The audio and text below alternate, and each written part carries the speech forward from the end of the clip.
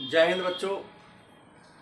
आज हम लोग इस वीडियो में बौद्ध धर्म के संस्थापक महात्मा बुद्ध के जीवन चरित्र पर परिचर्चा करेंगे।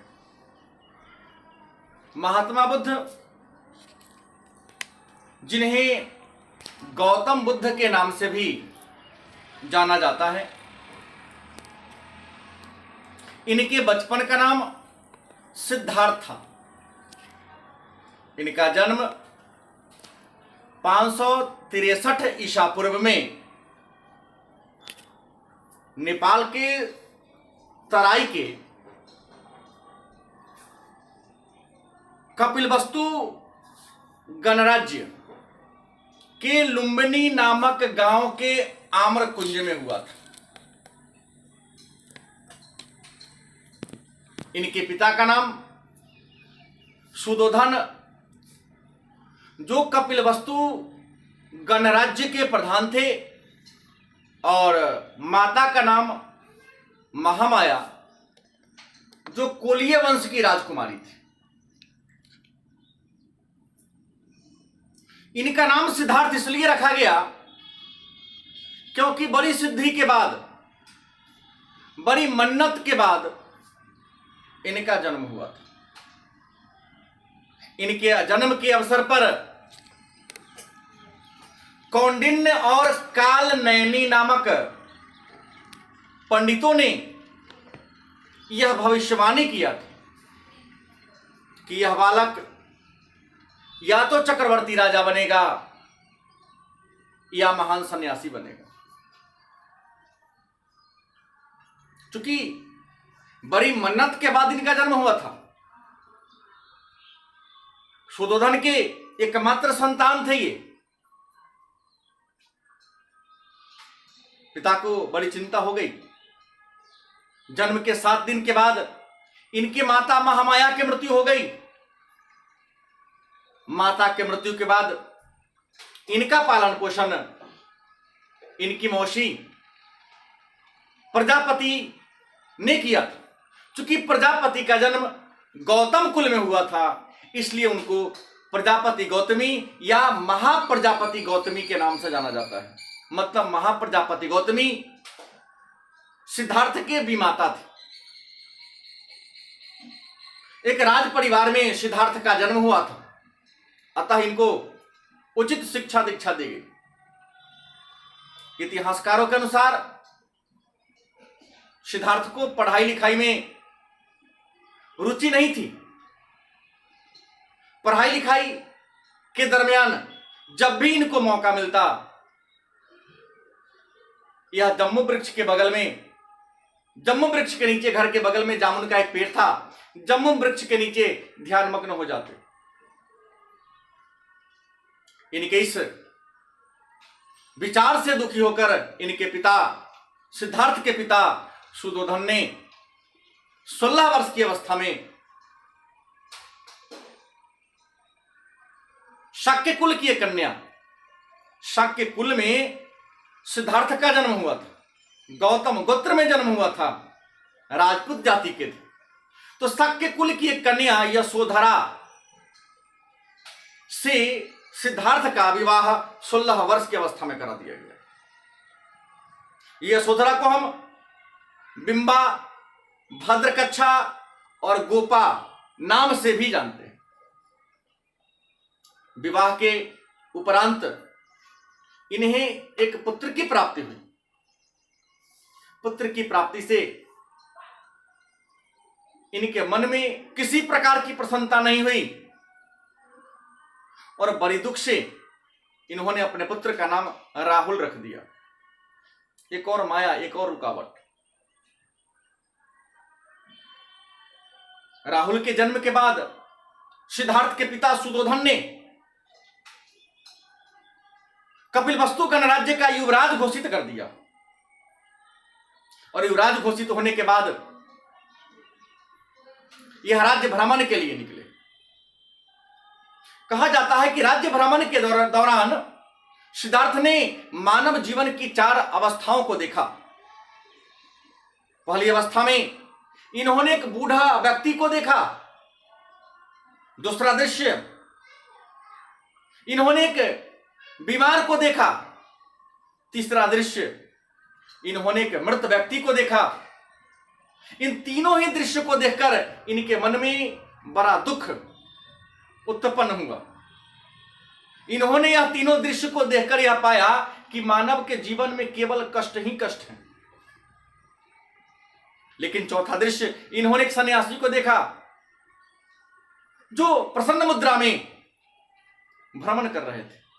चौथा दृश्य को देखकर इनके मन में खुशी की एक लहर दौड़ी और इन्होंने पहले तीनों दृश्य को छोड़कर इन्होंने मन में संकल्प किया कि वह तीनों दृश्य, वह तीनों जीवन में दुख पहुंचाने वाला है। लेकिन जो चौथा दृश्य है, जो चौथा जीवन है, यह रियल वास्तविक जीवन है जहां केवल सुख और आनंद ही आनंद है। कहा जाता है कि 29 वर्ष की अवस्था में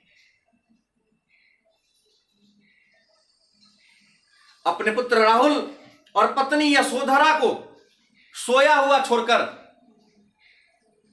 अपने प्रिय सारथी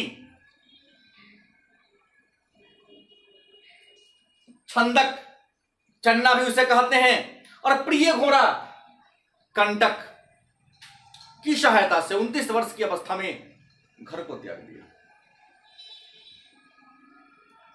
सिद्धार्थ के घर त्यागने की घटना को, गृह त्यागने की घटना को हम महाभनिष्क्रमण के नाम से जानते हैं।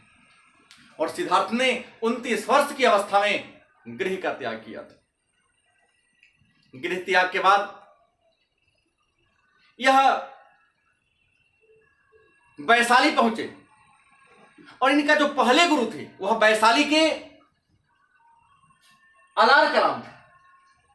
अलार कलाम के आश्रम में गए और अलार कलाम के आश्रम में जाके इन्होंने सांख्य दर्शन की शिक्षा प्राप्त किया, क्योंकि अलार कलाम सांख्य दर्शन के शिक्षक थे। लेकिन अलार कलाम की शिक्षा से इन्हें संतुष्टि नहीं मिली और वैशाली से निकलकर यह उरुवेला मतलब बोधगया चले गए। वहां उद्रकराम पुत्र के आश्रम में गए, मतलब इनके दूसरे गुरु, दूसरे शिक्षक उद्रकराम पुत्र थे। वहां इन्हें अनेक सारे मित्र मिल गए। उनमें से 5 प्रमुख थे जिन्होंने तपस्या के दरमियान सिद्धार्थ के साथ रहा। उनका नाम था कौंडिन्य, बप्पा, भदिया, महानामा और असागसी। तपस्या के दौरान उद्रकराम पुत्र के आश्रम में कुछ वर्षों तक ठहरे, लेकिन उनके शिक्षा से भी सिद्धार्थ को संतुष्टि नहीं मिली। अतः सिद्धार्थ उद्रकराम पुत्र के आश्रम को भी छोड़ दिए। अब सिद्धार्थ के साथ ये 5 ब्राह्मण कौंडिन्य, बप्पा, भदिया, महानामा और असागसी भी हो लिए। उनके आश्रम से निकलकर सीधे यह गया पहुंच गए। गया में निरंजना नदी के किनारे जा पहुंचे, जहां पर कुछ इस लड़कियां नदी में स्नान करने के उपरांत पूजा कर रही थी। उसमें से सुजाता नामक एक लड़की ने इनके सूखे शरीर को देखकर पूजा के उपरांत इनको खीर खिला दिया। सुजाता के हाथ से खीर खाने के बाद इनके जो 5 तपस्या के साथी थे इनका साथ छोड़ दिया। सिद्धार्थ को पाखंडी मानकर इनका साथ छोड़ दिया। बुद्ध सिद्धार्थ अब अकेला हो गए। खीर खाने के बाद आगे निकले। इन्होंने एक स्वर सुनाई दिया इन्हें, जो किसी झोपड़ी में एक महिला एक धुन गा रही थी कि बीना के तार को इतना मत कसो कि वह बजना ही, कि वह टूट जाए, और इतना ढीला मत करो कि वह बजना ही छोड़ दे। उस धुन ने सिद्धार्थ के जीवन को बदल डाला। कहा जाता है उस धुन के बाद सिद्धार्थ मध्य मार्गी बन गए और भोजन जो पहले त्याग दिया था अब भोजन करना प्रारंभ कर दिए।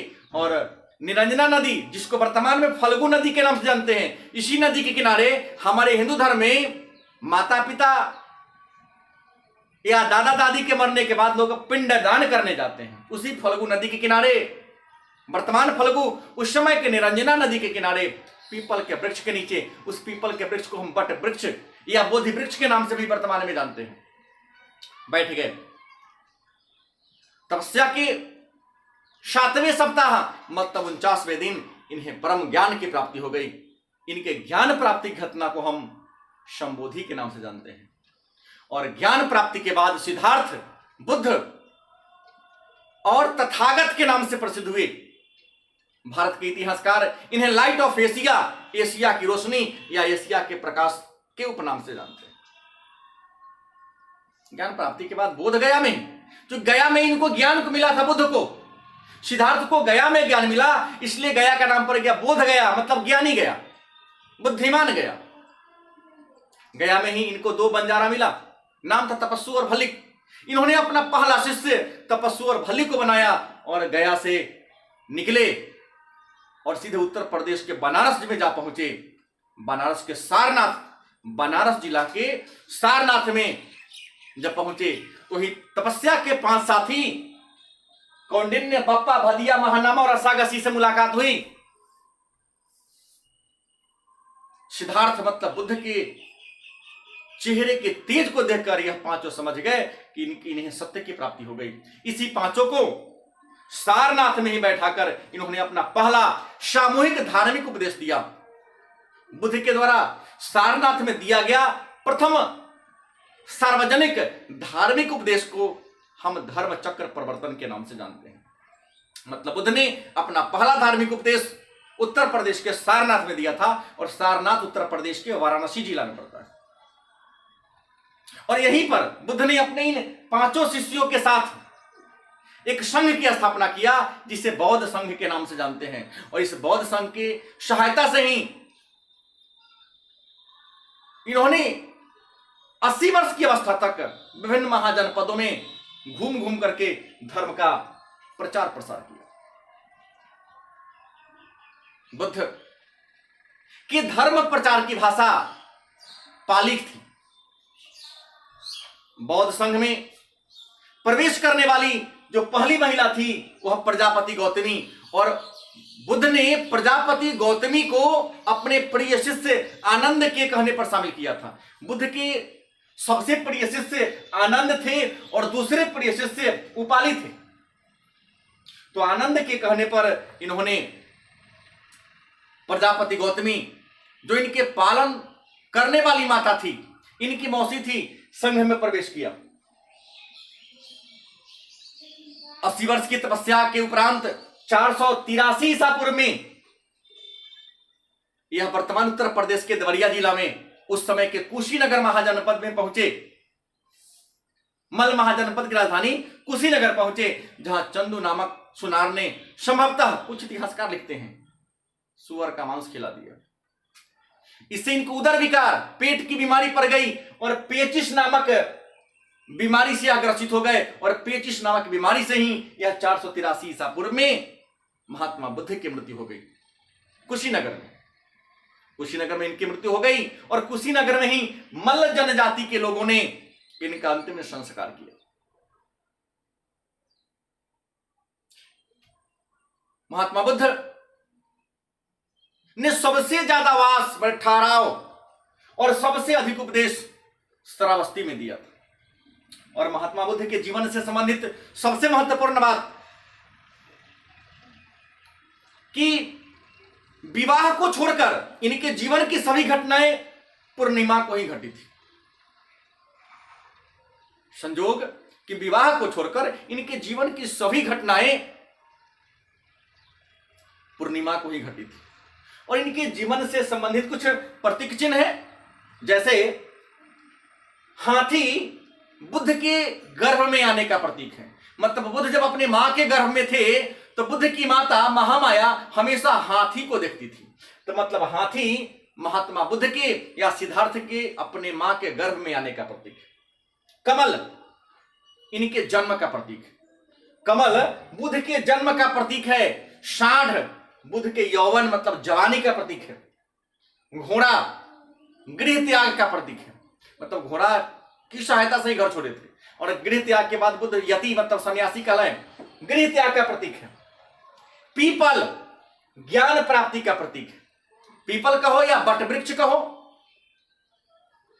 यह ज्ञान प्राप्ति का प्रतीक है। शेर बुद्ध के समृद्धि का प्रतीक है, और पद चिन्ह मतलब पैर का चिन्ह, इनके निर्वाण मतलब निर्माण कहो या महापरिनिर्वाण कहो या मृत्यु कहो तो निर्माण का प्रतीक है। और स्तूप मतलब मरने के बाद इनके शरीर के अवशेषों पर जो बड़े बड़े भवन बिल्डिंग का निर्माण किया गया उसे स्तूप कहते हैं, मतलब स्तूप का संबंध महात्मा बुद्ध के मृत्यु से।